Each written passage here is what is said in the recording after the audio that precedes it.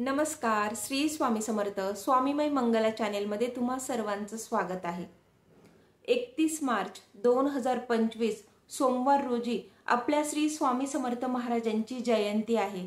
म्हणजेच की श्री स्वामी समर्थ महाराजांचा या दिवशी प्रकट दिन आहे आणि या प्रकट दिनाचा प्रत्येक स्वामी सेवेकरी अतिशय आतुरतेने वाट बघत असतो. कारण की कुठल्याही स्वामी सेवेकऱ्याला हा प्रकट दिन महाराजांचा हा कुठल्याही सणापेक्षा कमी नसतो. कारण याचा अनुभव त्या स्वामी सेवेकऱ्याला आलेला असतो. त्याला माहिती असतं की या प्रकट दिनाच्या दिवशी स्वामी समर्थ महाराज प्रकट झाले आणि म्हणूनच ते आज आपल्या जीवनात आलेले आहेत आणि आपल्या जीवनात आलेले असल्यामुळेच आज आपण इतका आनंदी जीवन जगत आहोत आणि महाराजांमुळेच आपल्या आयुष्यातील अतिशय गंभीर समस्या सुद्धा मार्गी लागलेल्या आहे. पुष्कळ व्यक्ती ह्या त्यांच्या गंभीर समस्या घेऊन दारोदारी भटकत असतं.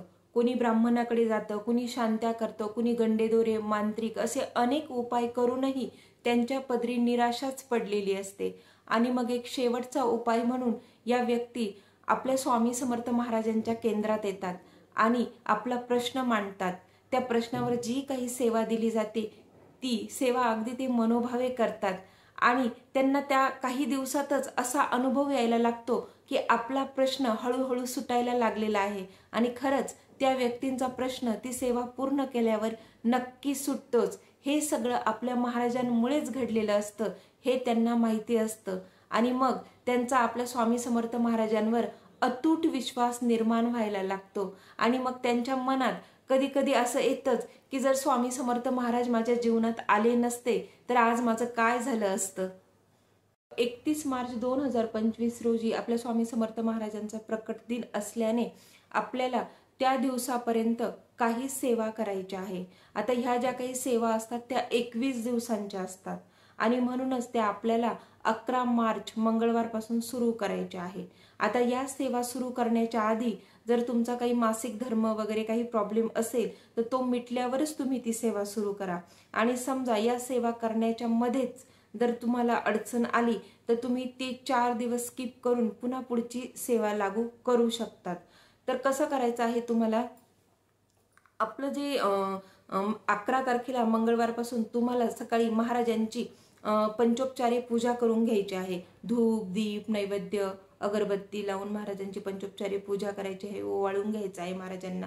एका पाटावर तुम्हाला लाल कपडा अंथरून तुम्हाला त्याच्यावर आपली स्वामी चरित्र सारामृताची पोथी ठेवायची आहे. पोथीचंही तुम्हाला पंचोपचारे पूजन करायचं आहे आणि पूजन केल्यानंतर तुम्हाला स्वामी चरित्र सारामृताची ही पोथी संपूर्ण 21 अध्याय एका दिवसातच म्हणजे एका मांडीतच वाचायचे आहे, एका बैठकीतच वाचायचे आहे. वाचताना तुम्हाला मध्येच उठायचं नाहीये की बाबा आता आपण 7 अध्याय आता करू 7 अध्याय दुपारी करू, असं करू नका. एका बैठकीतच एक पारायण त्यालाच म्हणतात जे की एका बैठकीत केलं जातं. आणि हे जे स्वामी चरित्र सारामृताचं जो ग्रंथ आहे ना तो अतिशय छोटा आहे. साधारण त्याला फक्त 1 किंवा 1.25 तास वाचायला लागतो. त्यामुळे वाचताना मध्येच उठणं किंवा कुणाशी बोलणं ह्या गोष्टी करायच्या नाही. हे पारायणाचे नियम आहेत. तर तुम्हाला असं स्वामी चरित्र सारामृताचं एक पारायण रोज करायचं आहे. असं तुम्हाला 31 मार्च पर्यंत 21 पारायण करायचे आहे. आता त्या तुमच्या मनात जर काही इच्छा असेल तर त्यासाठी तुम्हाला हे पारायण करायचं असेल तर तुम्हाला तशी इच्छा मनात ठेवून हे पारायण तुम्हाला संकल्पयुक्त करायचं आहे. संकल्प कसा करायचा, हातात पळीभर पाणी घ्यायचं, त्यात थोड्याशा अक्षता टाकायच्या आणि डोळे मिटून महाराजांचं स्मरण करून महाराजांना प्रार्थना करायची की मी माझं नाव अमुक अमुक आहे आणि मी श्री स्वामी समर्थ महाराजांची सेवेकरी असून मी केंद्रात दिलेल्या मार्गदर्शनानुसार मी माझ्या ह्या कामासाठी स्वामी चरित्र सारामृत या ग्रंथाचे 21 दिवसाचे पारायण करत आहे. तर कृपा करून माझ्या या सेवेमध्ये कुठल्याही प्रकारची बाधा न येता माझं हे पारायण ही सेवा निर्विघ्नपणे पार होऊ द्या. माझ्याकडून तुम्ही ती पूर्ण करून घ्या आणि माझी अशी अशी मनोकामना पूर्ण करा असं म्हणून ते पाणी तुम्हाला तामनात सोडून द्यायचं आहे आणि नंतर तुम्हाला स्वामी चरित्र सारामृताच्या ग्रंथाला वाचायला सुरुवात करायची आहे. तसंच तुम्हाला आता पारायण करायचं आहे, 21 दिवसांची सेवा करायची आहे तर त्याच्या 1 दिवस आधी केंद्रात जाऊन स्वामी समर्थ महाराजांना नारळ खडीसाखर आणि फुलांचा हार अर्पण करून मनात अशी प्रार्थनाही करा की मी असं 21 दिवसांची सेवा करणार आहे स्वामी समर्थ प्रकट दिनापर्यंत, तर कृपा करून महाराज तुम्ही ही सेवा माझ्याकडून निर्विघ्नपणे पूर्ण करून घ्या. आणि खरंच असं केल्याने खरंच आपली सेवा निर्विघ्नपणे पूर्ण होतेच, हा माझा स्वतःचा अनुभव आहे. कारण की मीही याआधी जेवढ्या सेवा जेवढे पारायण केले त्याआधी केंद्रात जाऊन नारळ हार अर्पण करून स्वामी समर्थ महाराजांना माझ्यासोबतच राहण्यास सांगितले व माझ्याकडून तुम्ही ही सेवा निर्विघ्नपणे पूर्ण करून घ्या असे सांगितले. आणि खरंच माझ्या सेवा खरंच निर्विघ्नपणे पूर्ण झालेली आहे. कुठल्याही प्रकारचं मला मध्ये सूतक आलेलं नाही किंवा कुठलीच अडचण मला आलेली नाही. तर कृपा करून तुम्ही असं केलं तर फार बरं होईल. आणि जर ज्याच्या गावात केंद्र नसेलच त्यांनी काही नाही, आपल्या घरातील महाराजांच्या फोटोसमोर जरी नारळ खडी साखर अर्पण केलं तरी चालेल, काहीही प्रॉब्लेम नाही. महाराजांना आपल्या मनातलं सगळं कळत असतं, आपल्या समस्या सगळ्या कळत असतात. महाराजांचा कुठल्याच गोष्टीचा हट्ट नसतो, फक्त आपण किती मनापासून करतोय सेवा याला महत्व असतं. आता महाराजांच्या सेवेचे खूप काही असे कडक नियम नाहीये, परंतु जेवढे नियम साधे सोपे नियम आहे ते तर आपण पाळायलाच हवे. पारायण हे एकाच बैठकीतच केलं गेलं पाहिजे, हा पारायणाचा नियम आहे. कारण आपल्याला जर काहीतरी मिळवायचंय तर कुठेतरी आपल्याला त्यासाठी त्यागही करावा लागतो.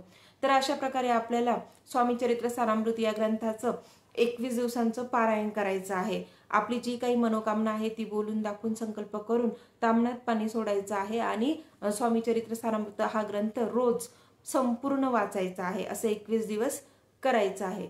त्यानंतर तुम्हाला 11 माळी रोज श्री स्वामी समर्थ या मंत्राचा जप करायचा आहे. आता हा 11 माळी स्वामी समर्थ मंत्राचा जप तुम्ही दिवसभरात केव्हाही करा, पण शक्यतो एका बैठकीतच करा.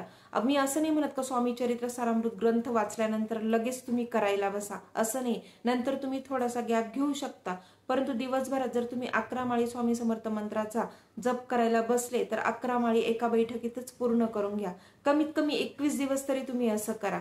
आणि त्यानंतर तुम्हाला तारक मंत्र निशंक होई रे मना, निर्भय होई रे मना, अतर्क्य अवधूत हे स्मरणगामी, अशक्य हे शक्य करतील स्वामी, हा जो मंत्र आहे तारक मंत्र, या मंत्राचे तुम्हाला रोज 11 वेळा पठण करायचे आहे. आता हा मंत्रही तुम्ही दिवसभरात केव्हाही म्हणू शकता, परंतु एकदा बसल्यानंतर 11 वेळा तो म्हणून एका बैठकीतच पूर्ण करायचा आहे. तर अशा प्रकारे तुम्हाला ह्या सगळ्या सेवा करायच्या आहे. अशा ह्या सगळ्या सेवा तुम्हाला 21 दिवसापर्यंत स्वामी समर्थ महाराजांच्या प्रकट दिनानिमित्त त्या दिवसापर्यंत तुम्हाला करायचे आहे. जर तुमच्या मनात कुठली इच्छा नसेल तर तुम्ही संकल्प न करता सुद्धा या तिन्ही सेवा करू शकतात.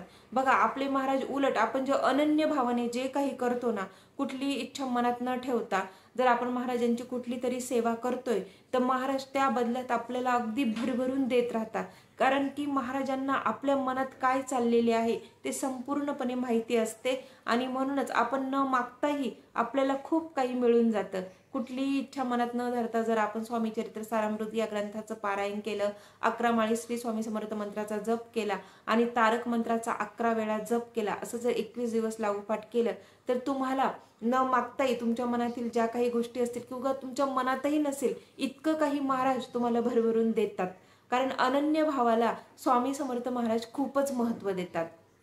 स्वामी समर्थ महाराजांच्या प्रकट दिनानिमित्त मी सुद्धा 21 दिवसांची सेवा केलेली होती. ती सेवा तारक मंत्राची होती आणि त्याचा मला खूप छान अनुभव आलेला आहे, तो मी आज तुमच्यासोबत शेअर करणार आहे.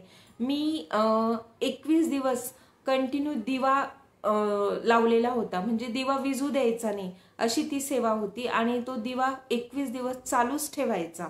आणि 21 दिवस चालू ठेवल्यानंतर मी रोज तारक मंत्राचं 11 वेळा पठण करायची. त्याचसोबत माझ्या इतर सेवा पण चालू होत्या. रोज 11 माळी श्री स्वामी समर्थ महाराजांचा जप आणि स्वामी चरित्र सारामृताचे 3 अध्याय ही सेवाही माझी रोज चालूच होती. आणि त्यासोबत मी तारक मंत्राचं रोज 11 वेळा पठण करायची. आणि 11 वेळा पठण केल्यानंतर म्हणजे त्यावेळेस मी एका वाटीत पाणी घ्यायची आणि अगरबत्ती लावायची, जेणेकरून तिची रक्षा त्या पाण्यामध्ये पडेल. आणि नंतर 11 वेळा मंत्र पठण झाल्यानंतर ते पाणी मी पिऊन घ्यायची. असं मी 21 दिवस लागोपाठ केलं होतं. हा तारक मंत्र म्हणण्याच्या आधी मी संकल्प पण केला होता. माझ्या मनातली जी काही इच्छा होती ती महाराजांना सांगितली होती. आणि तुम्हाला खरंच सांगते 21 दिवसानंतर माझी ही इच्छा पूर्ण झालेली आहे.